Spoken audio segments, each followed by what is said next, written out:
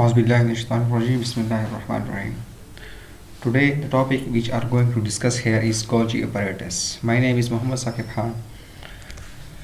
Here we will start first introduction of the Golgi apparatus. The Golgi apparatus or the Golgi body or Golgi complex is a membrane-bound organelle involved in the processing of protein. यानी इसको हम Golgi apparatus, Golgi body, Golgi complex के नाम से जानते हैं और एक इसके ऊपर एक अलग सी मेम्ब्रेन होती है यानी मेम्ब्रेन बाउंड ऑर्गेनेली है और ये प्रोटीन बनाने में अहम किरदार अदा करती है यानी उसको प्रोसेस करने में उसको मॉडिफाइड फॉर्म उसकी मॉडिफिकेशन करती है प्रोटीन के अंदर. It is present in all the cells except red blood cells यानी रेड ब्लड सेल के अलावा जिस्म के सब खुलियों में ये पाया जाता है. It is named after the discoverer Camillo Golgi यानी ये साइंटिस्ट इसके डिस्कवरी इससे कैमिलो गोल्जी ने की थी तो इसी के नाम के लिहाज से इसका नाम रखा गया. Usually each cell has one Golgi apparatus यानी अमूमन हर खुलिये में एक ही गोल्जी apparatus होता है. सम ऑफ द सेल्स में have more than one Golgi apparatus लेकिन कुछ खुलिये ऐसे भी हैं जिसमें एक से ज़्यादा गोल्जी apparatus होते हैं. Each Golgi apparatus consist of 5 to 8 flattened membranous sex card cisternae यानी सेक्स लाइक स्ट्रक्चर होते हैं जो 5 से लेकर उनकी तादाद के लिहाज तादाद में 5 से लेकर 8 तक होती है जिसको हम सिस्टर्नी कहते हैं. Golgi apparatus is situated near the nucleus और यह न्यूक्लियस के आसपास पाया जाता है. इट हैज़ 2 एंड्स और फेसेस यानी इसके 2 अतराफ हैं नेमली सीस फेस एंड ट्रांसफेस यानी एक को हम सीस फेस कहते हैं दूसरे को हम ट्रांसफेस कहते हैं. The cis face is positioned near the endoplasmic reticulum यानी जो cis face है ये endoplasmic reticulum की तरफ होता है.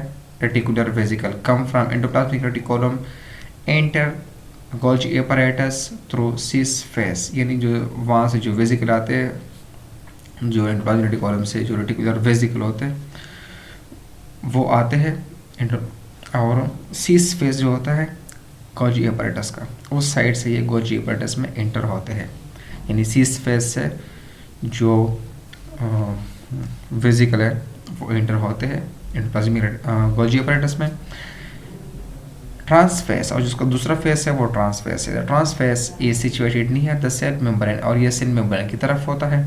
The processed substance make their exist from Golgi apparatus through trans face और जो भी मटेरियल गोल्जी apparatus के अंदर आ जाता है उसके ऊपर जो प्रोसेसिंग होना होता है वो हो जाता है उसकी इसमें मॉडिफिकेशन या जो भी चेंजेस करनी होती है उसके अंदर हो जाती है.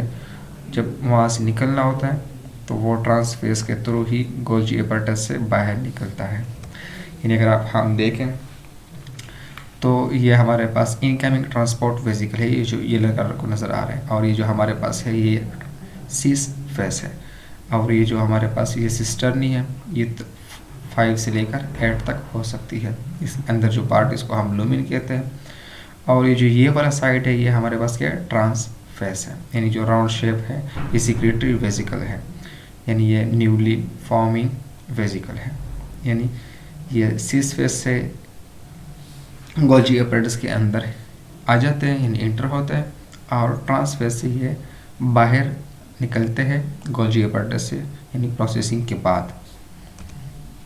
Function of the Golgi apparatus इसके फंक्शन क्या है. Major function of the Golgi apparatus are processing packing labelling and delivery of protein and other molecules like lipid to different part of the cell. यानी इसका जो major function है Golgi apparatus का वो processing करना होता है यानी कोई भी प्रोटीन जब एंडोप्लाज्मिक रेटिकुलम से आता है तो उसको प्रोसेस करता है उसको पैक करता है उसको लेबल करता है उसके बाद जहाँ पे इसकी डिलीवरी करनी होती है यानी जिस प्रोटीन की है जो भी मॉलिक्यूल लिपिड वगैरह जहाँ पे सेल को ज़रूरत होती है वहाँ पे उसको डिलीवर किया जाता है.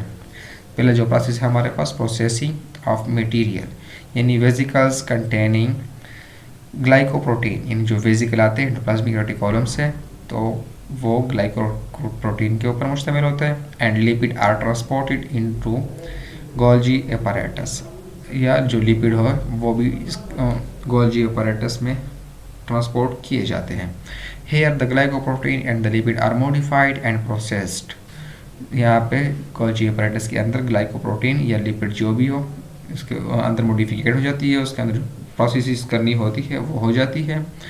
Packaging of materials. All the processed materials are packed in the form of secretory granules, secretory vesicles, and lysosomes, which are transported either out of the cell or to another part of the cell। यानी जो भी process किया हुआ material होता है उसको pack करते हैं Golgi apparatus.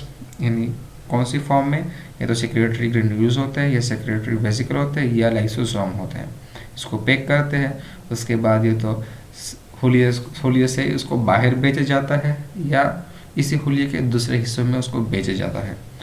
Because of this, और इसी की वजह से Golgi apparatus is called the post office of the cell. इसको हम डखाना, यानी जहाँ से खतूत एक जगह से दूसरी जगह बेचे जाते हैं, यानी हम गोल्जी अपरेटस को सेल का डखाना यानी पोस्ट ऑफिस भी कहते हैं।